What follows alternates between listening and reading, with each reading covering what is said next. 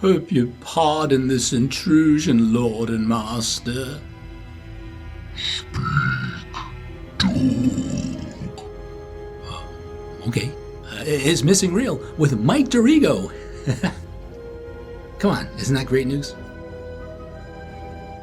Know you now of days long past, when sorcery thrived.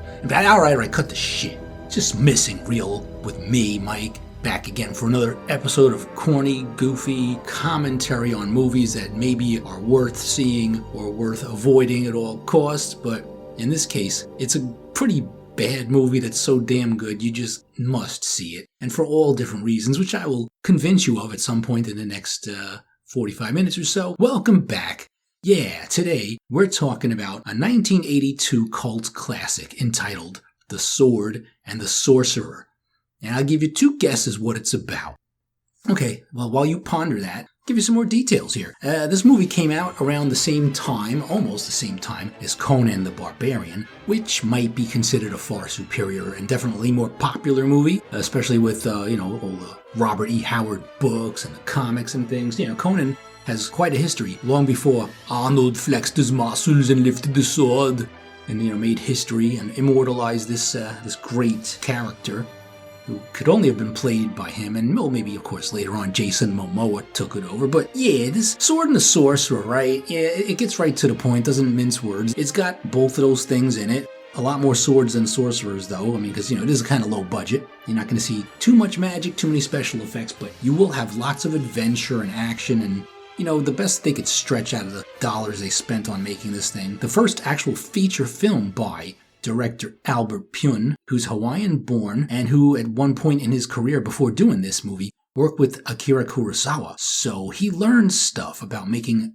really good movies. And this is just a tough time for him all along. And he really struggled with the studio. They were all being dicks to him. But he tried to get this movie made, and lo and behold, he did. Had a semi-interesting cast of relative unknowns at the time. The star of this movie is Lee Horsley. You may have heard of Lee Horsley if you watched TV back in the 80s, early 80s, because right after this movie, he was on a pretty cool kind of like Private Eye. He had a mustache too, so a little bit like Magnum P.I., but he was on this really cool show called Matt Houston, which I watched a lot, and mostly because it also co-starred Pamela Helmsley, who was the very, very beautiful Princess Ardala of Buck Rogers fame, also from the early 80s. That was my time, okay? So any movie that came out, any actor that was in a movie or a TV show that had anything to do with like action, sci-fi, monsters, horror, all that kind of crap, I was into it, and I remember these people. And Lee Horsley didn't do much more until his resurgence in Quentin Tarantino movies. You could spot him briefly in Django Unchained and Hateful Eight. Very small roles, but I think Tarantino was probably a big Matt Houston fan back in the day also, because why wouldn't you be? So the movie itself, right, it's kind of low budget, as you can imagine, and it starts off with this really hokey narration, some of which I already performed for you, but there was a lot more of it. And it's so pretentious, and it's spoken by one of the other actors in the movie because the original guy that they wanted to do the dialogue, the narration, no, not Morgan Freeman. He wasn't available at the time. He was probably much too young, and his voice would have been octaves higher. The original voiceover was to be performed by Oliver Reed. Yeah, Oliver Reed. He was in Gladiator with some great dialogue, which was also the final film of his career and life. But he was known for being a bit too dependent on the bottle, and would often show up a bit intoxicated and saucy and not very friendly at times, and his narration probably would have been much better than the one we got. But all right, so yeah, we didn't have Oliver Reed. We had this other dude. We had Simon McCorkindale, who also plays Prince Micah in this movie, and he's supposed to be the guy who's inheriting the crown before the evil tyrant takes it from him and imprisons him. And of course, Lee Horsley here is the star of the movie, the hero who has to do basically everything, while this other guy just gets captured and tortured for the whole movie, and finally at the end will claim his kingdom. But yeah, a whole lot of cool stuff happens before that. I'll tell you it. Before we kick off with what happens at the beginning of this movie and all the cool shit, a little more about Albert Pyun, because he's a very fascinating director who had so many cool projects going on at the time. Not all of them got made. Yeah, there was an aborted Spider-Man and a Masters of the Universe 2, but he also had a lot to do with the Van Damme movie Cyborg in '89, and a whole bunch of stuff going on with that entire franchise. He had stuff to do with the 1990 Captain America, not the one you know, not Chris Evans, not the MCU, the good one, the cheesy one that was on TV, probably only on TV. I don't think movie theaters dared to show stuff like that. And he also directed a whole bunch of movies for Charles Band's Full Moon features, stuff like Doll Man and Arcade. And he did a very obscure and hard to see, but I'm going to try to see, a sequel to Streets of Fire in 2013 called Road to Hell. And it's supposed to be very, very weird and avant-garde and stuff like that. So he just did a whole bunch of movies, man. And, he suffers from MS. And if you watch his most recent interview on the brand new Sword and the Sorcerer Blu-ray from Shout Factory, which, yes, I bought, and it helped educate me to perform this really informative podcast for you today.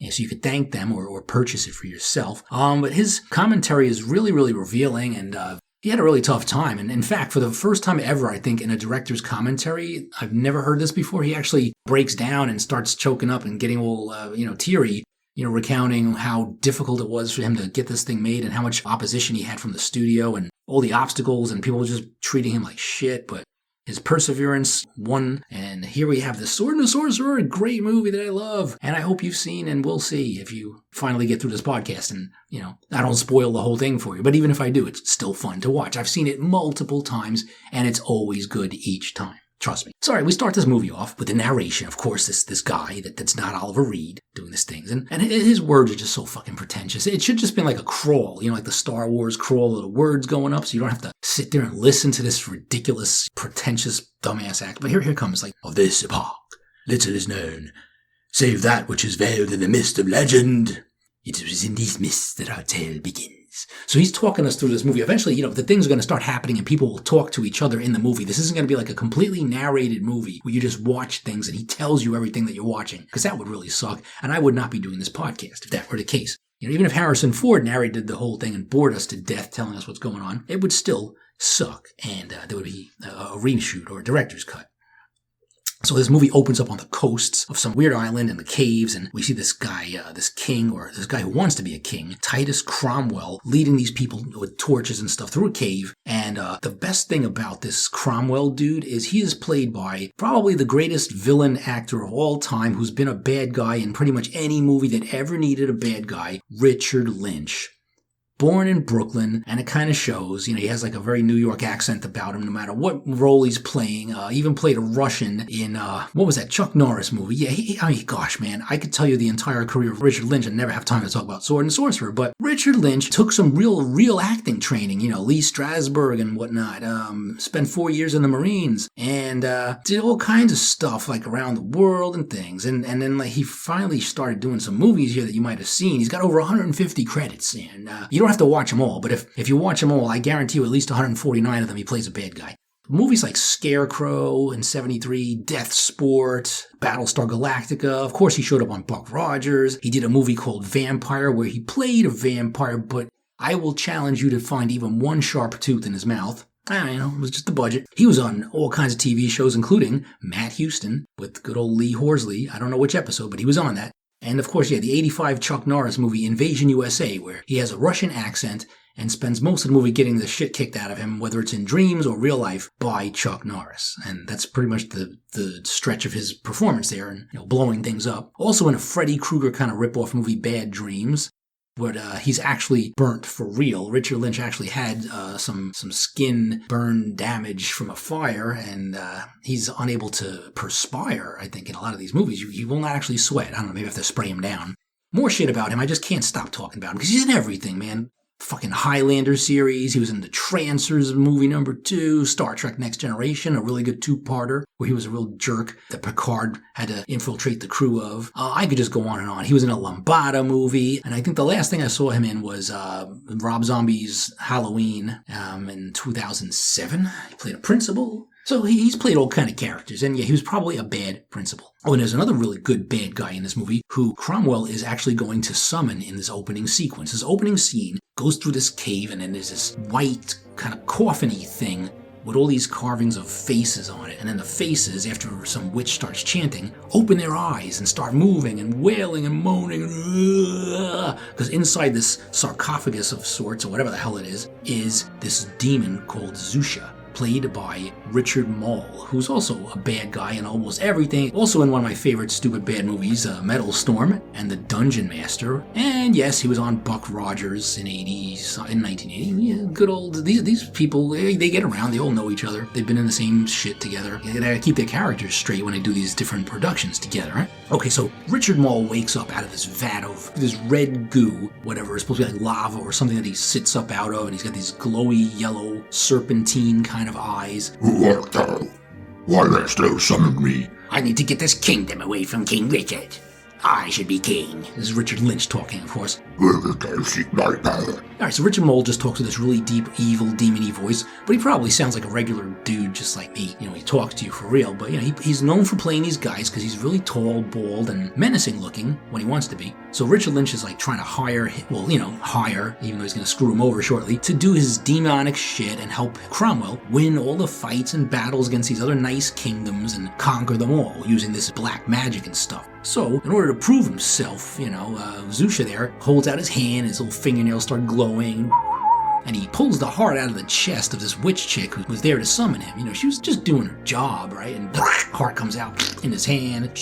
Cromwell takes the sword out. I will allow you to live as long as you serve me. Betray me, and I'll gladly send you back to rotten hell. Thou shalt have thy kingdom, and I too shall have what should be mine. Oh, menacing music, da-da-da-da. So these are two bad guys who shouldn't really be working together because one of them is going to screw the other one over before too long. So the witch wakes up Zusha, sits up in the vat. It lives!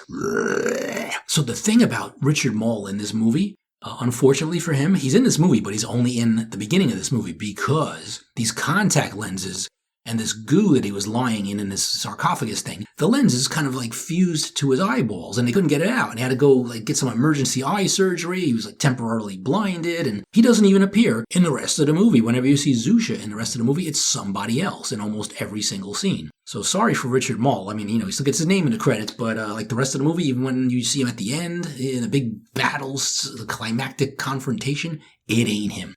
Maybe it's his voice, because I don't think, contact lenses can have anything to do with the vocal cords, but I don't know. It's just, I never knew this, but he's buried in so much damn makeup. I guess they could put anybody under there and you could fool me, right? It might not be him. I've always believed it was all the way through. Just, it still works. You don't have to worry about suspension of disbelief in this case. Alrighty then, so we're going to see the nice King Richard, and of course the narration tells us, the wise and kind King Richard. Alright, so here's King Richard, and he has a son, Talon. Now, Talon is not old enough to be played by Lee Horsley yet. It's a young version of Talon, and he's a real dork. Bring me to battle, father. You need me. Oh, Talon, I do love you more than life itself.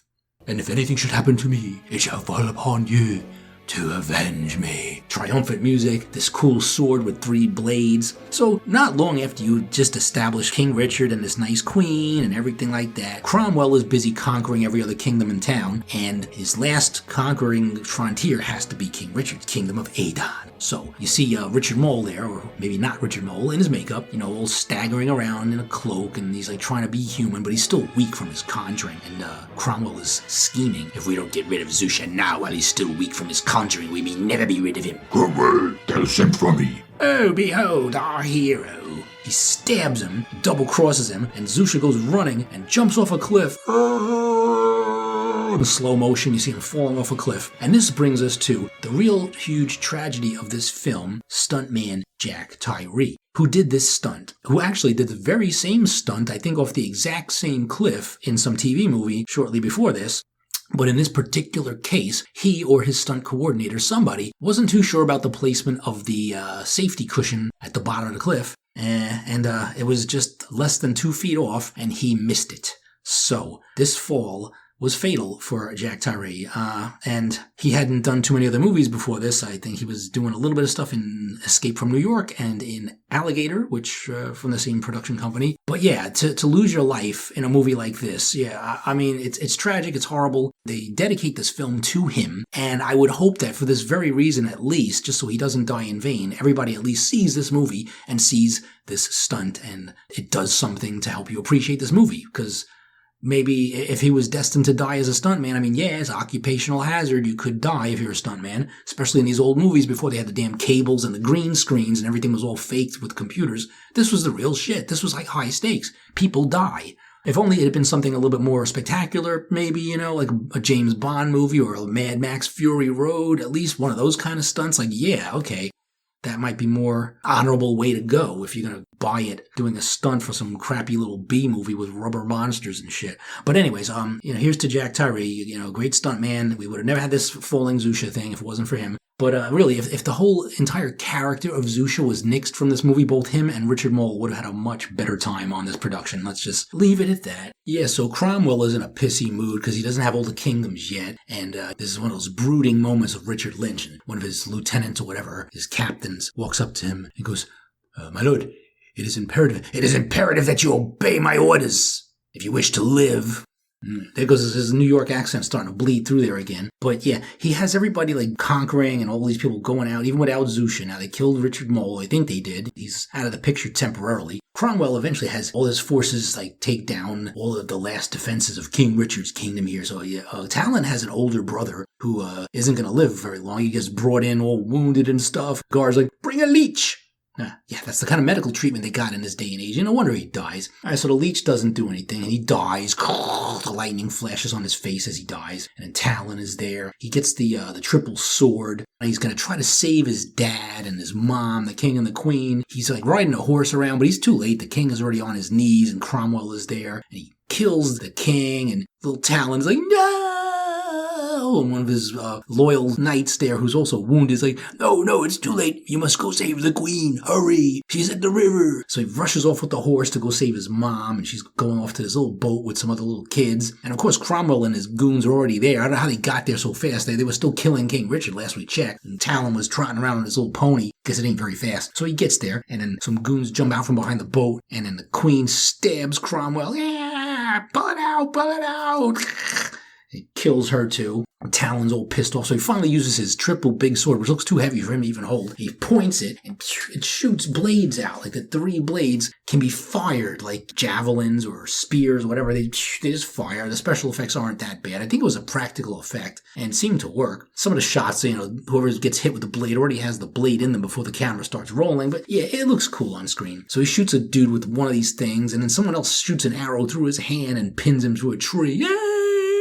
It looks really comical. He's not the most heroic dude, but the hand with the sword is still good, so he points it and dispatches that other schmuck with the other blade. He's like, trying to pull his hand out from the arrow through it, and then the camera fades out, and that's it. So after the kingdom gets taken over by Cromwell, Talon had simply vanished into the void. But then there were tales of an adventurer, a warrior, and then you see Lee Horsley finally revealed with his cool-looking long hair that's probably not even grown out of his own head. But he looks cooler. He looks more badass. He's kind of like a rogue. So he's just like going about with his little band of renegades and whatchamacallums and looking for adventure and stuff, going to taverns. If you're always looking for adventure, you come to the right place. There are 2 bidders for your sword. Prince Michael the end and King Cromwell the usurper. Alright, so we're just laying out all this crap about who's in charge here, and everyone knows that Cromwell took over everything, but Micah is supposed to be the final heir to that kingdom, and Micah is trying to get back into power, and he trusts in this guy McKaylee, played by George Maharis.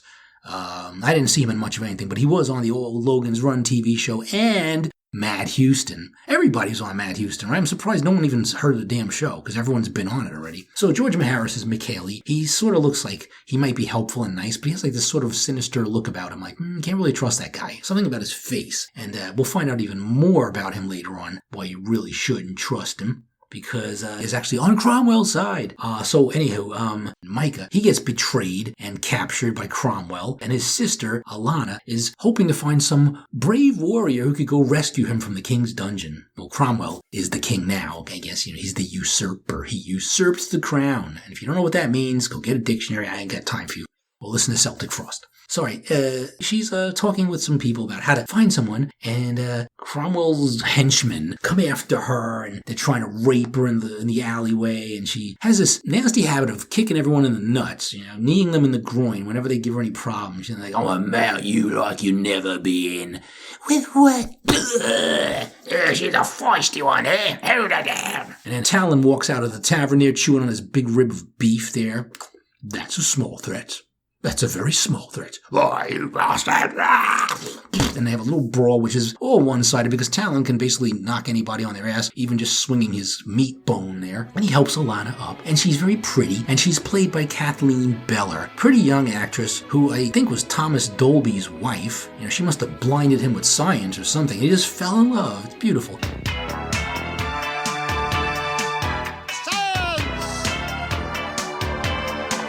And then she was also on the 80s evening soap opera Dynasty, which I used to watch, but she was like a really,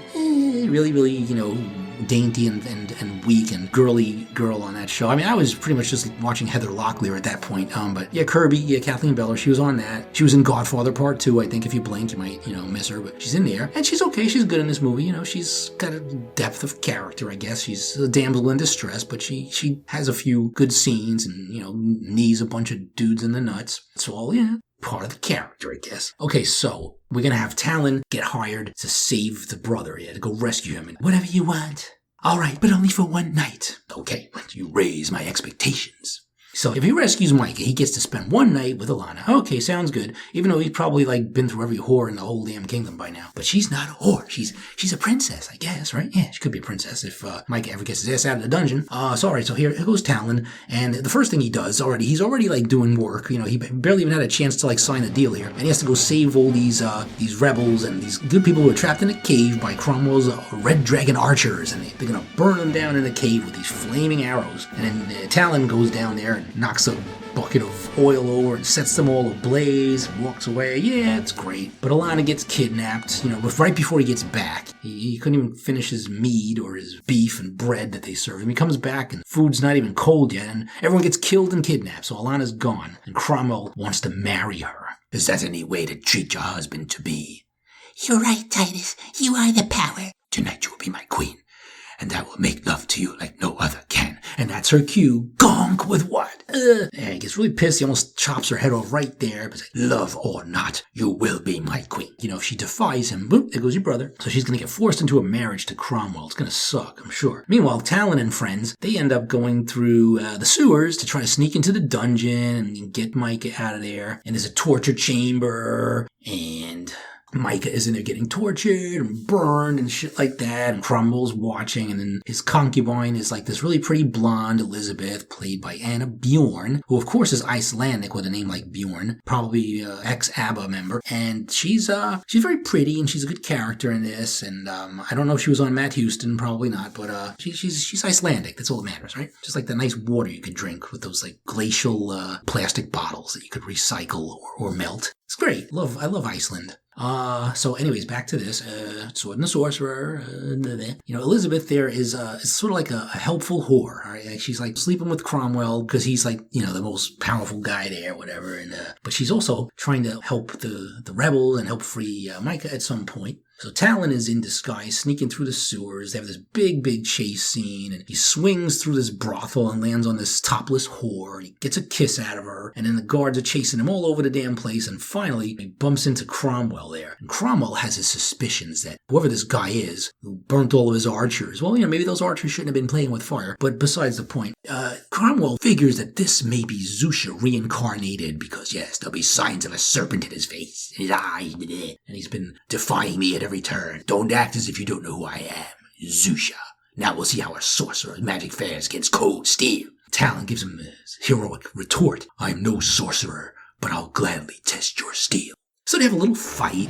It's not very long. They end up in this little fountain splashing around. The music is very exciting, and they're like, ting, ting, these little knives and shit. It's not much more exciting than that fight with Richard Moll there in Metal Storm, and the blades don't look particularly sharp, although every time you hear like someone gets slashed, something must have gotten cut. I don't know. Everything but the movie, unfortunately. You think Cromwell might be losing this fight, and Michele conks Talon over the head and knocks him out. You fool! He throws him in the water. No, do not be fooled. This may be one of Zeus's demons. Okay, I'll trust you on that. Throw him in the dungeon. So Talon gets thrown in the dungeon, but I guess it's all part of the master plan. Oh, he's not in the dungeon for long. What they're going to do is they're going to serve him up. They're going to crucify his ass at Cromwell's wedding, right in the middle of this banquet for all to see on this Y-shaped cross. It's kind of gruesome, and they actually do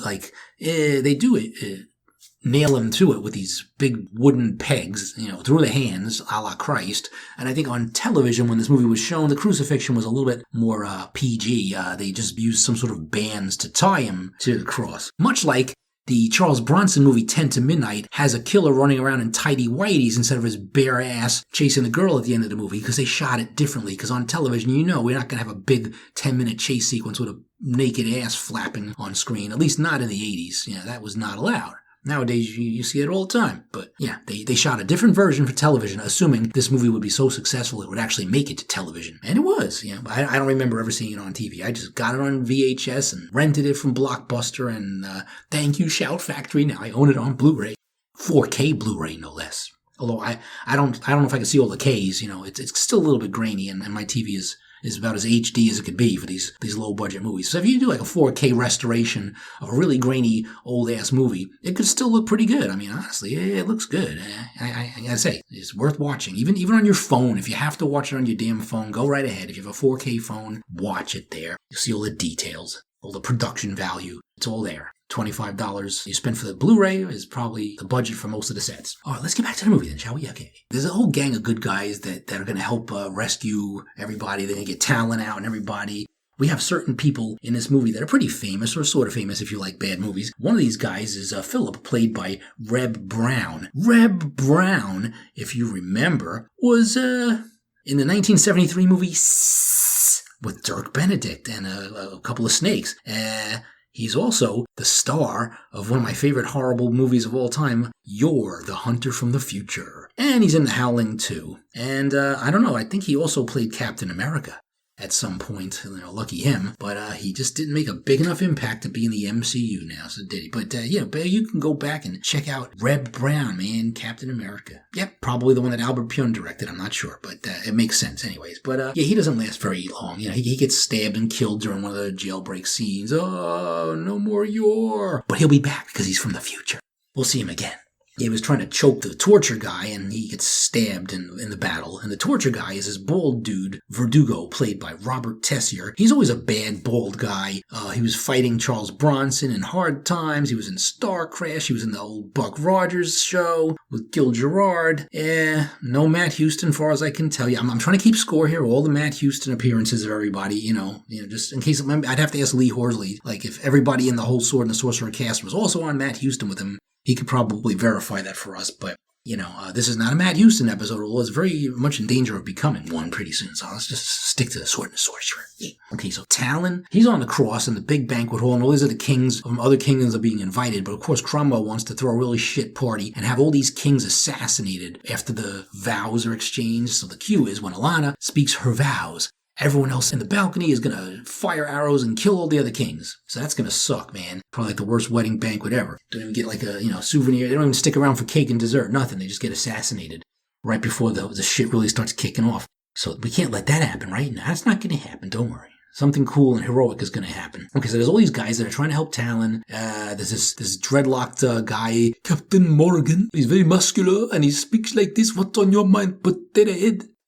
The lad will be crucified tonight. Spread the word of Talon's plight. Anyway, so the whores come to help, Elizabeth and some other friendly whores. We have to save him. So they go to the jail, they bust everybody out, and they find this really old man. Oh, thank you.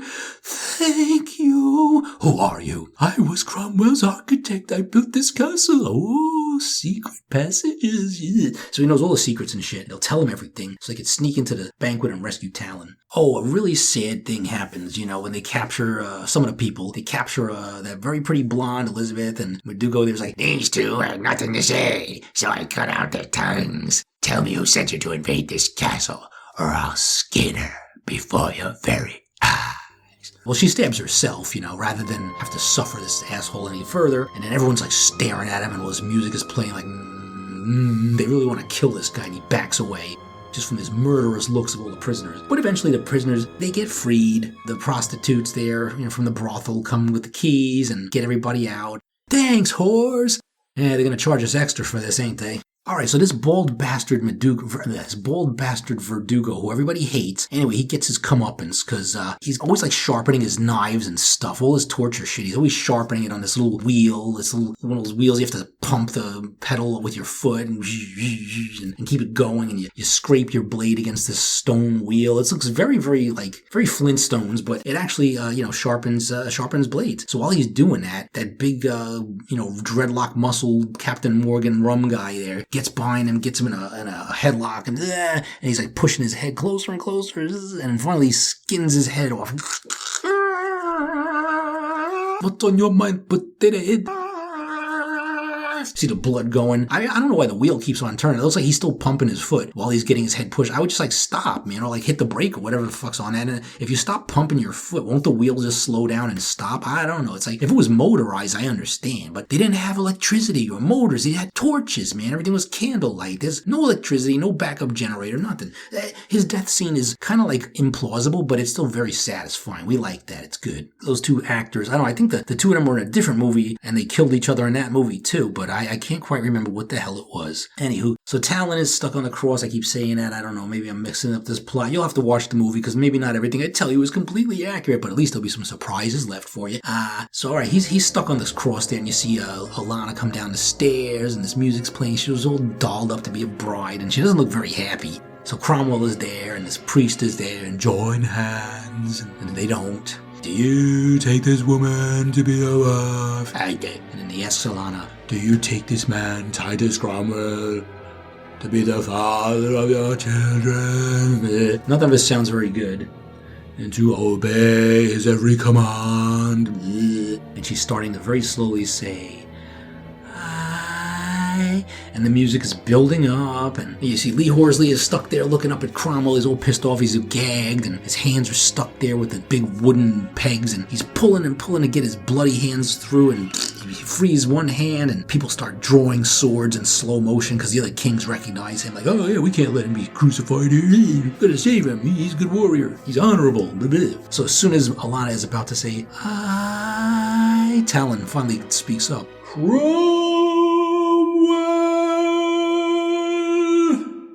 What are you, my wedding singer? Yeah, what's this? He sings and everything stops. And what is it? Figaro, Figaro. I don't know the rest of the words. And everyone starts drawing their swords. Attack! Swords come out. People start chopping away. There's all this gleeful massacre music playing and flutes and stuff. It's like, yeah, this should be the banquet. But instead, people are getting hacked to bits. And Talon is getting his ass off the cross. And the king helps chop his chains off. And small world, isn't it, your highness? Yeah, okay, good. Let's go kill this fucker. So there's a whole lot of shit going on. And Cromwell takes Alana away. He looks up the balcony. He sees her there. He's such a villain. Yeah, takes her away. He might as well be twirling the mustache that he doesn't have. So Talon is getting into the fight, chopping away, joining the melee, and this is a really cool scene. It starts going in slow motion, and it was sweeping orchestral music is playing, and things are sword swinging in slow motion. Because it's action, but they slow it down. Maybe because the movie is barely 90 minutes and you have to stretch things a bit. I don't know. But anyway, the action is good. And then finally, somebody chucks Talon his triple sword that somebody must have put back together. Talon! And he catches it in midair, and all these people clash beneath him. And it's cool. And then we fade to some other scene where Cromwell is taking Alana, and McKaylee is there, and he hands her over to McKaylee. And then all of a sudden, Talon pops out in front of them. Thou art the devil. Then all these dudes come at Talon, and in the most awesome shot in the entire movie, which is probably in the trailer too, and probably makes you want to go see this movie in the first place back in '82, is you see Talon swinging his sword at all the other fucking swords, and just chops through all of them in slow motion. It's fucking awesome. And then the very next thing you see, in a very awkward shot, is a bunch of these soldiers moving to the side and just like crowding him, and they just knock him down and his sword falls out of his hand, ting, and that's it. Like, oh my god, man, this moment, man, you had this opportunity to be as awesome as ever. You could have just kept going, man, like decapitate all 4 heads in a row or something, but no, they knock his sword out and they're about to kill him, and Alana gasps, but Michaeli's got her and he's taking her away. He took her gag off and Cromwell's like, what the fuck? And he slips away with Alana and Cromwell goes after them, and nobody kills Talon. He gets out of it and his buddies help and chop away more of the king's bad guards. It's really great, a lot of slaughter. But finally, we see this dungeon, like these steps going down into this catacomb. It looks really creepy down there. What the hell? This is not the bridal suite for sure. What are we doing down here? Michaeli's like, beyond that gate lies my destiny. You could be a victim of it, or a part of it, or some shit like that. He gives her a speech, and of course she's, Yes, I've wanted you for a long time, Michaeli. You are the power. yes, promise me you'll obey me, my every command. I'll obey you. You obey this. She tries to kick him in the nuts, but something's not working. Maybe he ain't got no nuts, or they're protected by some demonic shell. She gets scared. For the first time ever, her secret weapon doesn't work. See me, Alana, as I truly am. So he starts peeling his rubber head open. All his black gook comes out. Rips his head open, and it's disgusting. All the skin falls off, the fingers start getting longer, and claws come out. And it's Zusha, who is disguising himself as a Michaeli the entire movie. So, he's the demon lying in wait, waiting for his revenge to steal his shit back from Cromwell. This was back when somebody was plotting with him. You'd see him, like he was on this throne. You know, this dude goes up to him, this like servant guy, and he goes, beg your forgiveness. Speak, dog. And he talked about, At the time of the 7th moon, Cromwell's kingdom, Cromwell's bride, and Cromwell's flesh. Show me good. Something like that. He's very, very enthusiastic, and he has his goals, and he declares his goals, and yeah, that's what he wants to do. So we see Zusha there, like in this throne of hell, after he got out of this black sea of healing. To heal the wounds of Cromwell's treachery. Such like that, yeah. Okay, so yeah, Zusha is down there, and Alana conks her head on the wall, and she faints. I don't know, some stupid thing like that. Cromwell comes down there, and, Zusha does the old, with his fingers like glowing, and pushes Cromwell away with his like magic. It's kind of like the Force, I guess. He has magic, and then he's like using his magic fingernails, glowing in the dark, and he's trying to pull Cromwell's heart out. And then guess who comes down the stairs, like barely wearing anything but a loincloth? It's Talon. I have no quarrel with you. Cromwell's mine. Now we have a quarrel. And he's doing the fingernail thing at Talon, and the heart beating.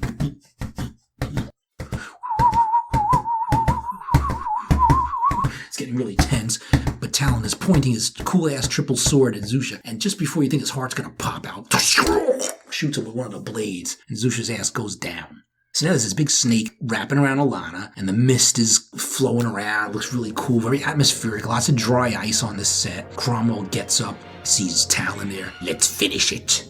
So they get their swords ready. Talon wants to be a sport and just uses one blade of the sword. He shoots the other thing into a rock. So he doesn't want to cheat, even though Cromwell will. So they start having their sword fight, and it's really good, man. The music is very, very exciting, and there's all these sparks flying off the swords when they hit them. It's pretty like Highlander-y, it's great. So they're fighting, and it looks like Talon's gonna lose the fight at some point, and he's getting chop, holding a rock in front of him, and just before he gets completely defenseless and the final blow comes from Cromwell's sword, Talon has one more thing hidden in the gauntlet on his wrist. It's a nice blade that pops out right through Cromwell, right through the heart. Let's get to the heart of the matter.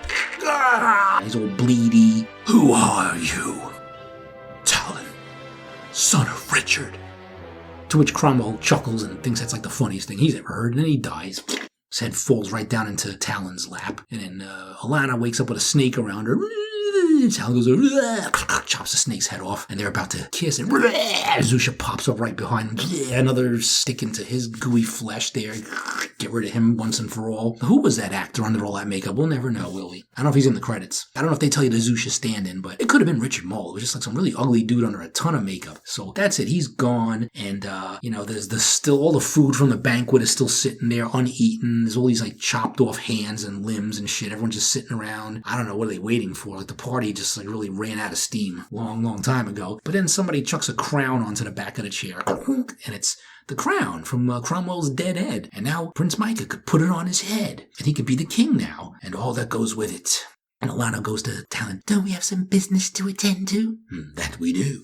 They swing across heroically across the ramparts or whatever they are, the flags, all the shit. Yay, they swing, and he had sex with her, I guess. The next morning, his buddies go, so the debt's been paid, eh? Aye. Sounds pretty happy about it. I guess she was pretty good in the sack there. All right. Now off to St. Ambrosius' kingdom, or some other shit that they got next on their agenda. He's got, I don't know what these followers of Talon really have, to benefit from in this. I mean, I don't know if they're just getting just like the whores and some leftover coins. I don't know. Talon gets all the glory and all the rewards, and I don't know. He just tries to rally them, like, kingdoms to save and women to love.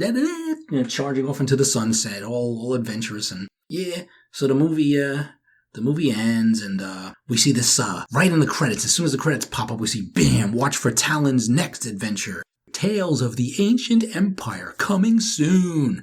Like, you barely had a chance to screen this shit. You're already expecting a sequel to come out? Oh boy, man, your confidence is pretty up there. So, alright, people like me who actually like this movie were kind of like, alright, well, let's wait and see what this sequel is going to be like.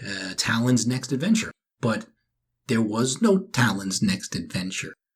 Not for many, many years, or ever, depending on how you look at it, because 28 years later, if my math is right, in 2010, this movie comes along, directed by Albert Pyun, called Abelard, Tales of an Ancient Empire. So, is this really the sequel to Sword and Sorcerer we've been waiting for? I don't know.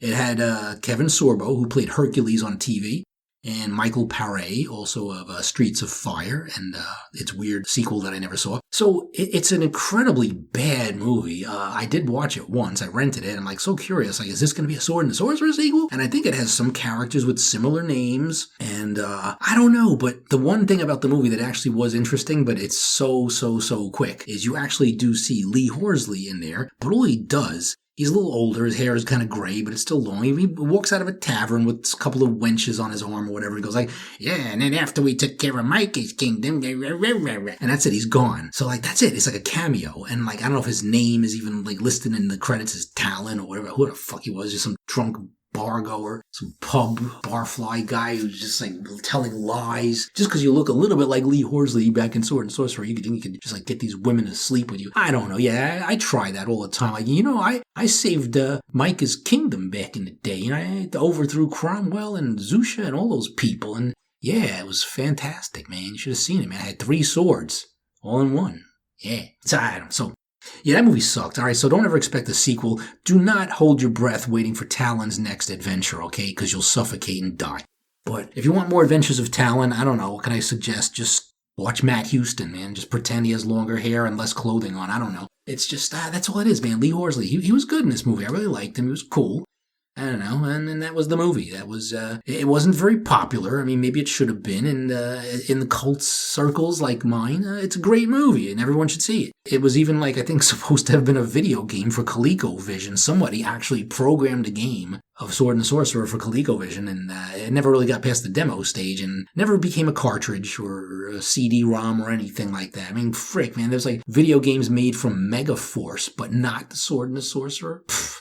It's criminal, man. Don't understand. Well, anyhow, don't know if there's anything else I haven't yet told you about the Sword and the Sorcerer, but hopefully you've seen it or will, because it's really good, man. It's a lot of fun. It's low budget, but it's enjoyable for what it is. It's every bit as good as Excalibur and Conan, and just because it doesn't have Arnold in it doesn't mean it's a crap movie. It's good. You should watch it. All right, so I think that's the end of my podcast of The Sword and the Sorcerer. Do rush out and buy or order online and stay home and comfy waiting for it to be delivered from Amazon or wherever and watch this movie. It's great, okay? It's one of those great bad movies that I can only recommend, and glad it exists. And, hats off to Albert Pyun there. I wish him well. I hope he could still make movies, and he's got a lot more films, completed than I realized, and maybe they're not all, Oscar-winning masterpieces, but this one, I'm going to remember this one for a long time. I'll always watch it. So thanks for listening to Missing Real, and I'll see you guys next time. I will now vanish into the void. Watch for Mike's next adventure. Coming soon. And this is true, it really will happen. I'm not kidding, really. I'm working on it right now. All right, bye. Crow!